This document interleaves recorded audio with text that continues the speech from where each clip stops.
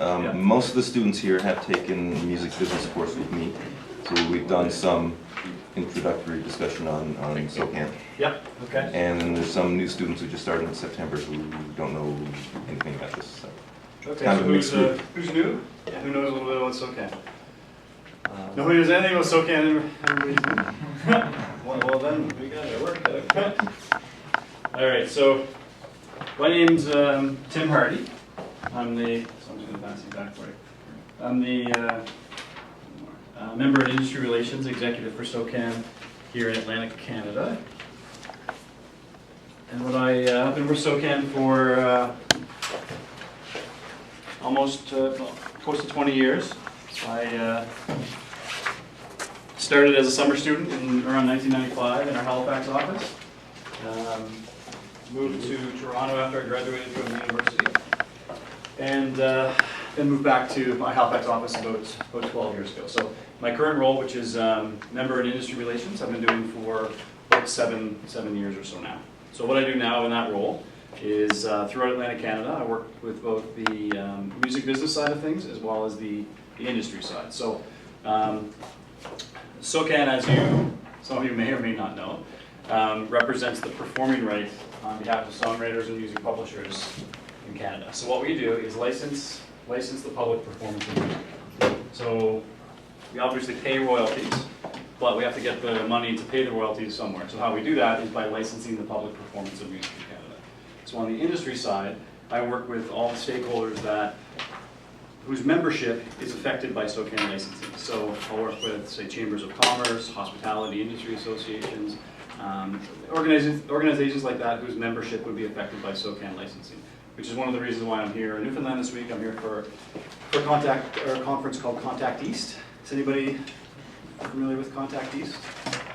It's a Atlantic Canadian-based performance organization who represent all of the say soft seat theaters, festivals throughout Atlantic Canada. And what they do every year, they put on a conference and have a number of artists from across the country come and showcase for the guys that are booking for festivals, booking for their theaters, booking for that sort of thing. So I'm here for that conference now, so I'm working with them. So obviously their interest in SOCAN is as a theater, they pay license fees to SOCAN. So I work with those organizations, so I'll do the same workshop that I do for you guys on the royalty side. I'll do that for students with, say, the hospitality, tourism groups who are going to go out and then work in hotel management, run restaurants, that sort of thing. So essentially what we'll do is make sure that we know that everybody who's paying license fees knows why they're paying it.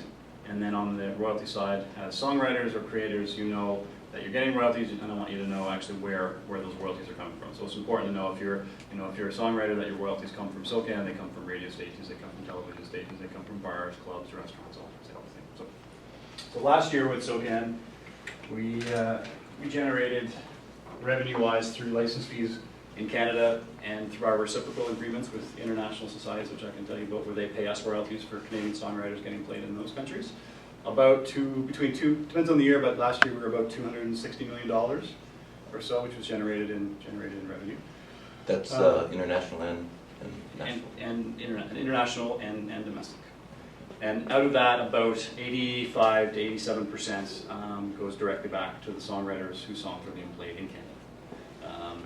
And a portion of that comes from international societies gets paid to our SOCAN members whose music is played there. So say if Arcade Fire gets played in the UK society, which is called PRS, does what we do there, indicates that Arcade Fire was played on BBC 1,400 times. They send that revenue to us, and then we pay them as SOCAN members. Can I ask, of that about 200 million, what is the ratio of Canadian versus international revenue? I think it was about 200 million was domestic, and about 60 or so was international. There it goes. Yeah. And it changes from year to year, so depending on, and you can obviously tell how, on the popular music side, if larger Canadian bands are doing very, very well internationally, then the radio and that sort of stuff picks up. But a large percentage of that also comes from film and television. So as Canadian composers' music is doing very, very well internationally through film or through TV, then that obviously increases that. Has the domestic money always been higher than that? Always. It is always. Yeah. So who's a songwriter? A couple people, yeah. So the rest of you doing interested in the recording arts side? A little bit of everything. A little bit of everything. Anybody sort of creating beats, that kind of thing? Anybody interested in doing that side of stuff? Yeah, a little bit of that. So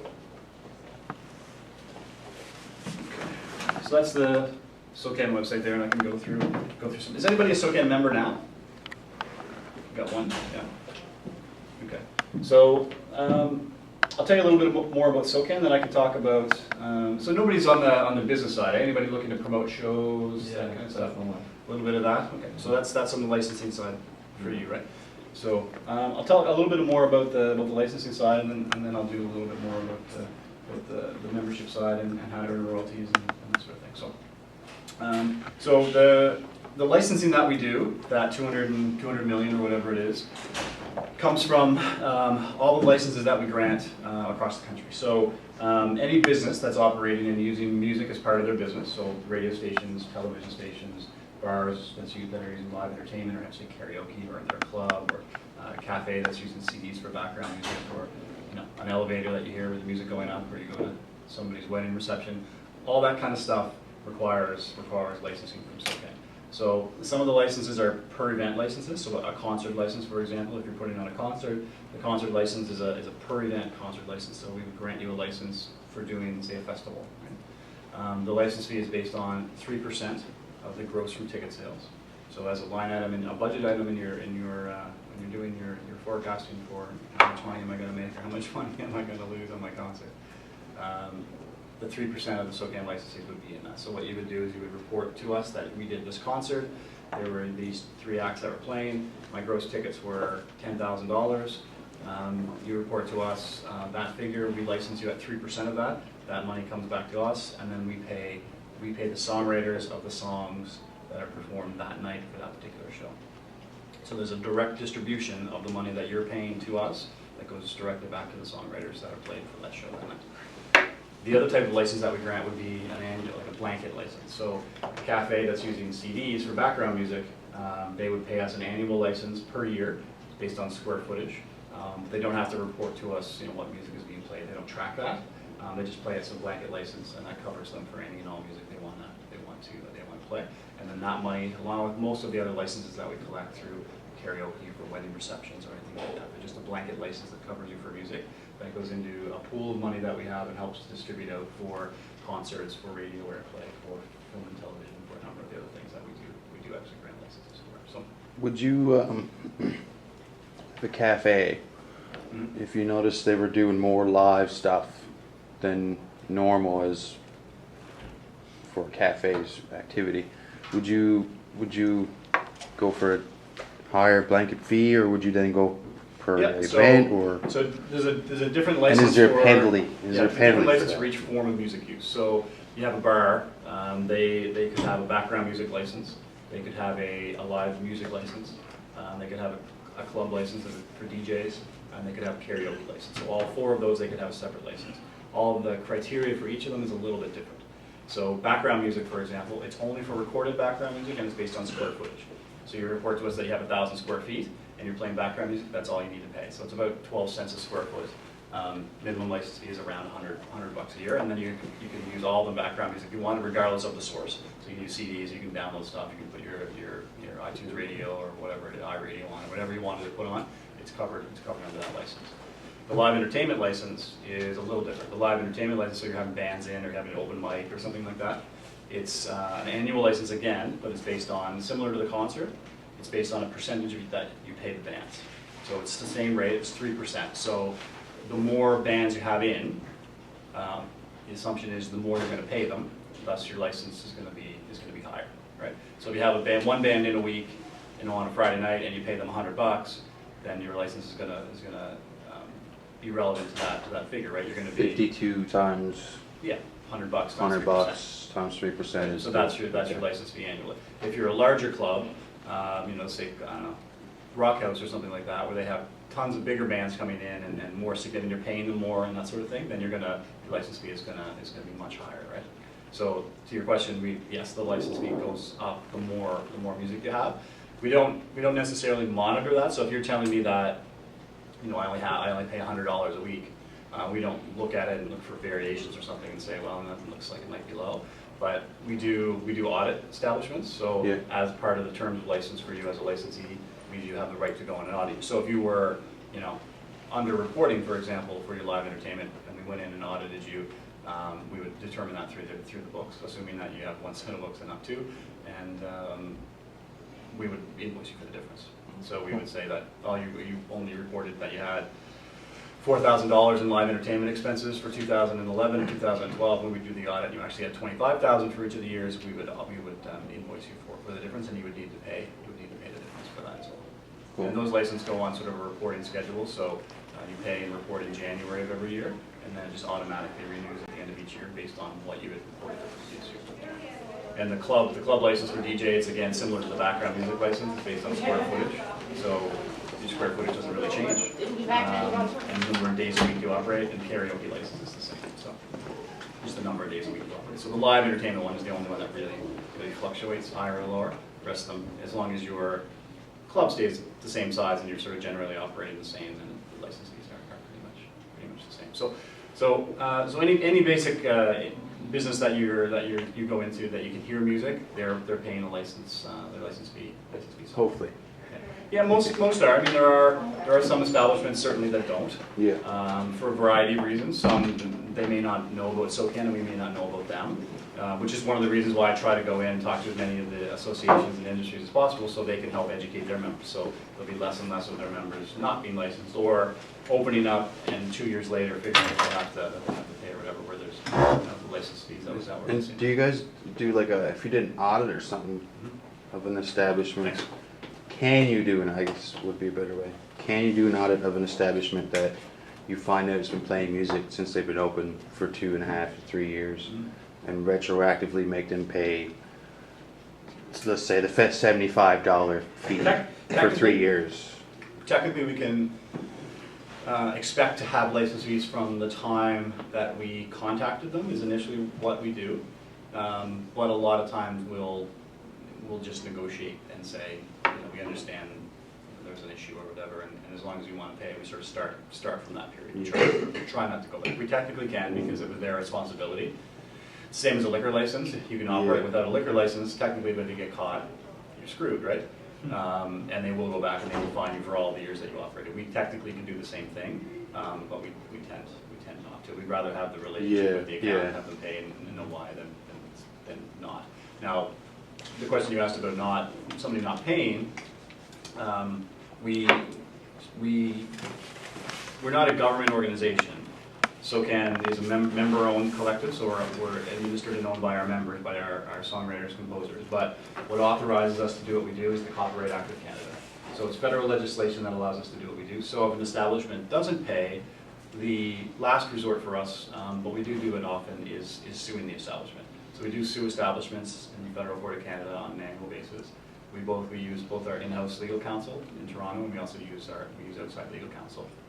And depending on why we're suing them, it would depend on how much we actually have to sue them for and why we're suing them. So if it's an establishment that has never paid license fees in the past and continues to operate using music, we would sue them for what's called copyright infringement.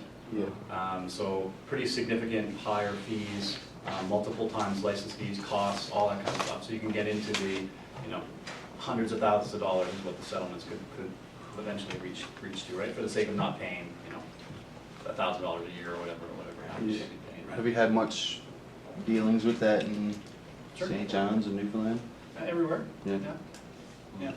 So, and then the other one would be you had been paying, you decided to stop paying for some reason, and then we would again sue you, but we would then sue you to just recoup the license fees that you should have paid in the first place. And then there's also a combination of the two. They were paying a background music license, and they never bothered to pay a live entertainment license, and then we would sue them partially for collections and partially for copyright infringement. So it's called. So we have 120 cases going on a year, and they range from we can't sue everybody, but we try to sort of pick and choose. We don't want to sue the mom and pop cafe in the middle of nowhere, right? That's not really what we want to do. But we have to try to sort of balance things out regionally and try to balance things out from highest to lowest. So if you have a you know, a giant concert presenter, or you have a giant facility that's doing tons of things, that's obviously, if we're going to sue somebody, we would sort of start there and work our way down. But we typically don't like to sue people. And for the most part, it's pretty black and white, right? So you either are paying or you're not, or you're using music or you're not. So it's our responsibility to prove that we've contacted you, to give you enough notice to say that you needed to pay. And it's our, we have to also prove that you're doing what we're saying you're doing. So you're having live bands, or you're doing all kinds of things, right? And there's lots of ways to do that, with social media being a great one. I think we kind of should work on the stigma of saying music's not free to the people who do events, because I think there's starting to become a weird stigma of like, you know, we can find this on the internet, so music's free. And what people don't realize is it is these fees that the members pay. It's, you know, it's not much in retrospect that pays the little artists that take. For the whole downloading thing, free downloading, file sharing, didn't affect us directly because it's not, we don't license that, right? But it did exactly what you said, where it creates a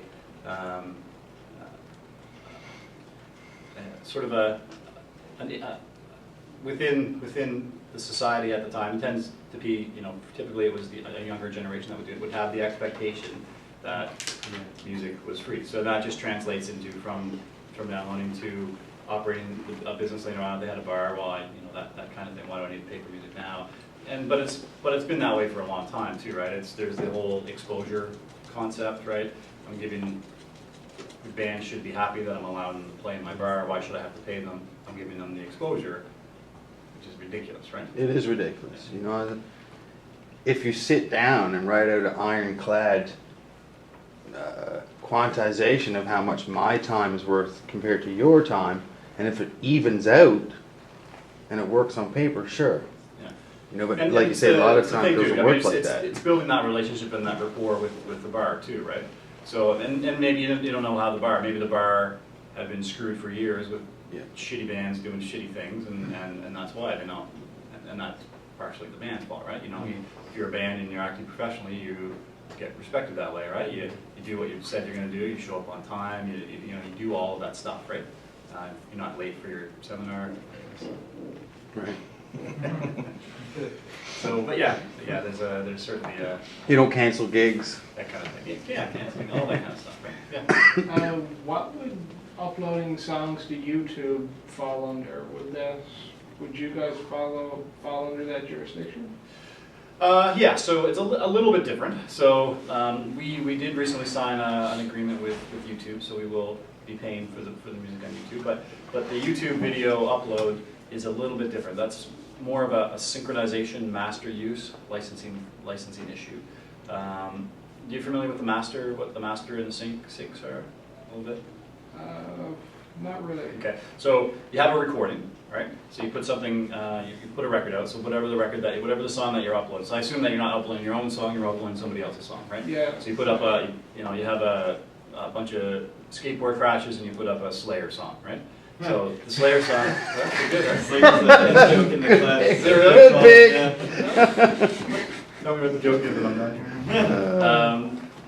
So with that recording, right, you have the actual recording itself, which is called the master, which is owned by the record company or whoever pays for the recording. So probably, in the case of Slayer, it's probably the record company. So the record company paid for them to be in the studio, paid for the recording, they own the master. But they've also written the song, so they own the synchronization right for that song. So when you put something up on YouTube or you place it in a film or television show, there's a license that's required for that, and permission is required to do that. So you're basically syncing up a song and a master with a picture. So in that case, a YouTube video. So in the case of YouTube, what you need to do is you need to get permission from the master owner and the songwriter to actually put it up on YouTube, one, and to have it associated with whatever video you want to have it associated with, right? So it's not us, it would be YouTube that would be the permission, but it's if you put it up and it gets taken down, it's because the owner of the master has contacted YouTube to say, we don't want that master up and associated with that particular recording. right? So normally it's the record company and they want to have, if it's a video, for example, and you sort of recorded the latest Slayer video on Much Music and just put your phone up to the screen and did it and posted it up there, and they already had their own good video version of it, they want to take it down because they want to have the highest quality video product there, and they want to be the ones that are generating the income from that and have that quality video. But you can also get permission to put it up to the cat video or put it up to the skateboard crashes or whatever. So not us directly, but it would be the owners of the songs and the owners of the masters, and that's who. Okay. So when we eventually pay for the YouTube video songs that are on there, we'll pay for all versions of it. So we'll pay for the actual official video version. We'll pay for the covers. You know, if you go up and sit in your bedroom and do an acoustic version of a Slayer song, the songwriters will get paid for that. And then the third version would be the cat video, the association. So if somebody's just like, there's plenty of like Slayer, for example, there's plenty of examples of people just playing guitar on YouTube. Are they getting paid for all those? They should, yeah. Really? So YouTube is like keeping track and sending it to their, for just the Yeah. unplanned. So that's where, yeah, so that's That's would be the cool. owner, and that's where it would come. I didn't know it was like that extensive as for, Yeah. even something like that would be considered a cover. Yep. That's cool. Yeah, so all that stuff, and that's a lot of times why you'll have, the cover will come up, and it'll say who it is at the bottom, and it'll Yeah. link it to their website, and that kind of stuff, that's the whole connection, right? Right. And they have the some great systems that can pick up, really bad covers really easily.